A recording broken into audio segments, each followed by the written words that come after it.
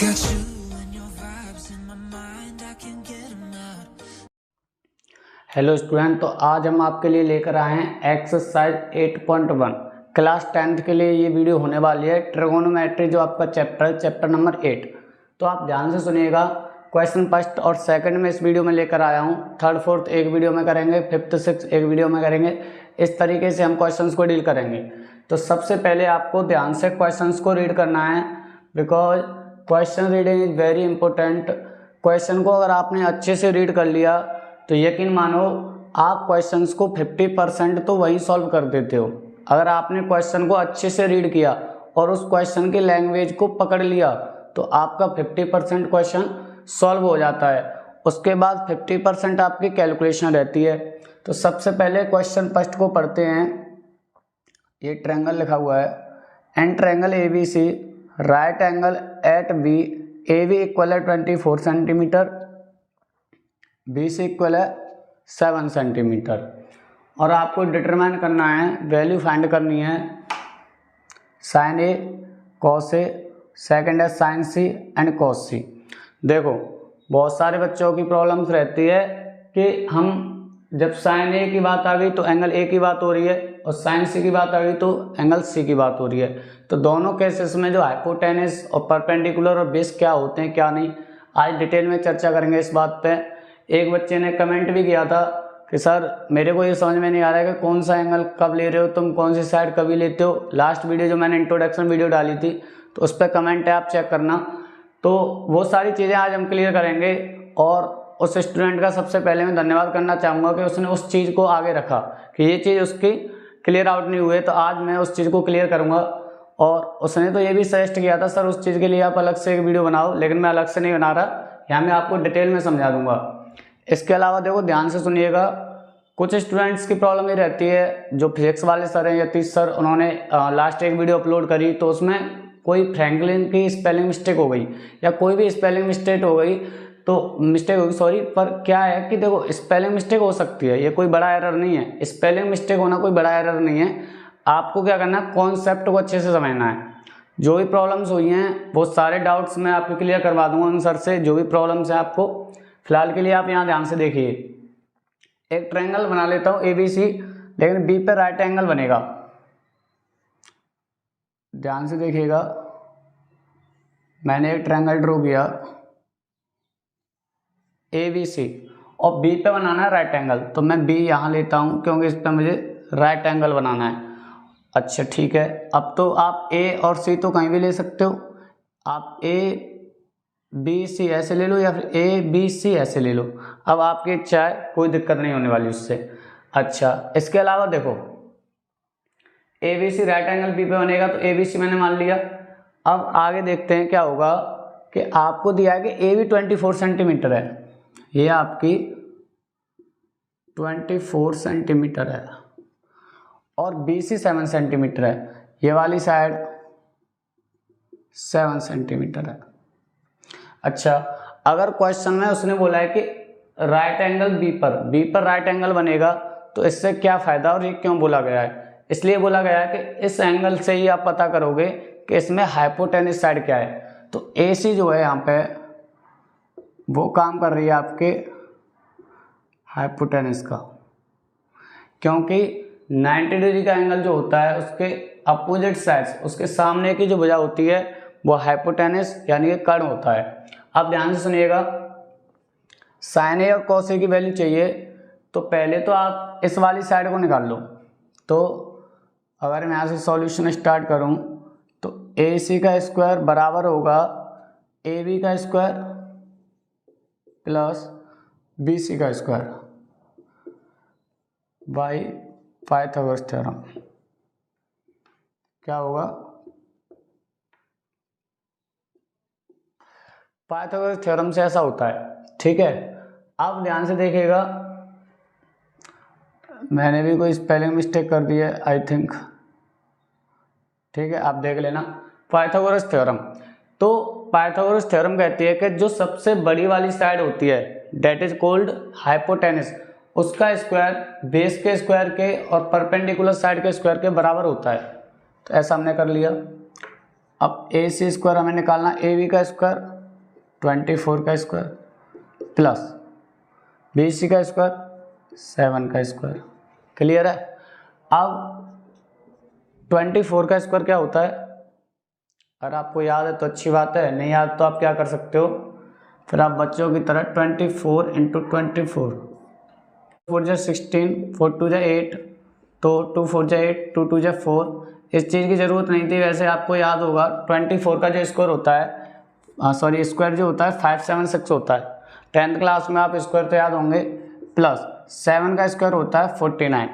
अब अगर मैं इनको ऐड कर दूं, ऐड करने के बाद क्या होगा, ये आपका आ जाएगा 5 to 625 ए सी का स्क्वायर।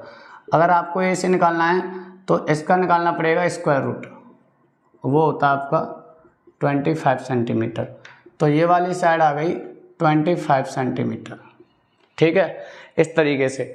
अब देखो आगे देखते हैं। अब तुम्हें वैल्यू क्या निकालनी है, आपको वैल्यू चाहिए साइन ए की। वैल्यू क्या चाहिए, साइन ए की। अब ध्यान से देखिएगा, साइन ए की वैल्यू चाहिए तो इस एंगल की बात हो रही है। देखो हाइपोटेनस कभी भी चेंज नहीं होती है, हाइपोटेनस ए सी ही रहेगी आपकी, या तो बेस चेंज होता है और परपेंडिकुलर साइड। अगर तुम इस एंगल की बात कर रहे हो तो फिलहाल ए बी जो है बेस है और बी सी जो है परपेंडिकुलर साइड है। लेकिन जब तुम इस एंगल की बात करोगे उस केस में बी सी तो आपका बेस हो जाएगा और ये आपकी परपेंडिकुलर साइड हो जाएगी। लेकिन ए सी दोनों ही केस में हाइपोटेनस रहेगी। किसी भी एंगल पर निकालोगे आप वैल्यू, ए सी नहीं बदलती, यानी हाइपोटेनस चेंज नहीं होती, बेस और परपेंडिकुलर साइड बदल जाती है। इतनी सी बात तुमको याद रखनी है। अब साइन ए के लिए ये तो बेस है और ये हाइपोटेनस है परपेंडिकुलर। होता क्या है, परपेंडिकुलर अपॉन हाइपोटेनस। अरे पढ़ा होगा आपने,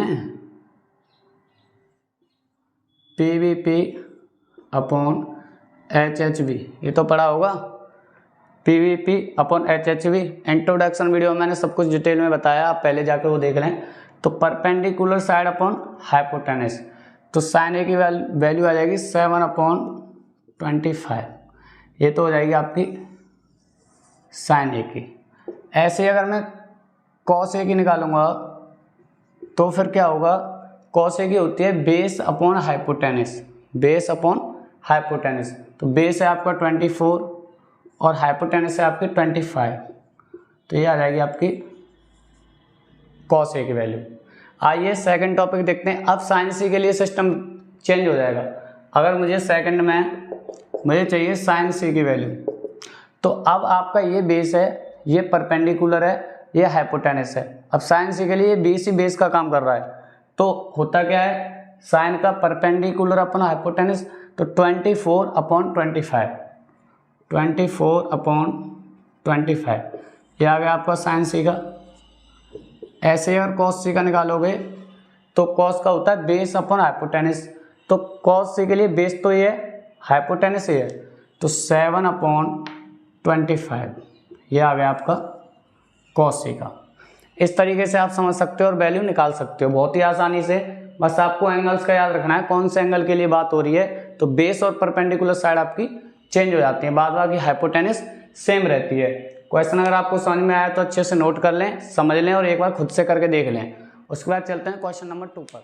आइए स्टूडेंट देखते हैं क्वेश्चन नंबर 2। देखो बहुत ही सिंपल क्वेश्चन है, आपको थोड़ा सा ध्यान से देखना है कि आपको एक फिगर के बने और आपको फाइंड करना है tan p minus cot R, tan p minus cot R. तो सबसे पहले तो आपको क्यू आर को निकालना पड़ेगा। तो सॉल्यूशन अगर मैं स्टार्ट करूँगा, देखो अगर राइट एंगल ट्रायंगल है, यहाँ पर राइट एंगल बना है, तो पी आर इसमें हाइपोटेनस है, तो पी आर का स्क्वायर बराबर पी क्यू का स्क्वायर प्लस क्यू आर का स्क्वायर, क्योंकि पाइथागोरस थ्योरम द्वारा by Pythagoras theorem. Pythagoras theorem ये तो कहती है कि हाइपोटेनस का स्क्वायर बराबर होता है बेस के स्क्वायर के प्लस परपेंडिकुलर साइड के स्क्वायर के। तो पी आर कितना दिया है आपको 13 का स्क्वायर इक्वल पी क्यू कितना दिया है आपको 12 का स्क्वायर प्लस क्यू आर का स्क्वायर आपको निकालना है।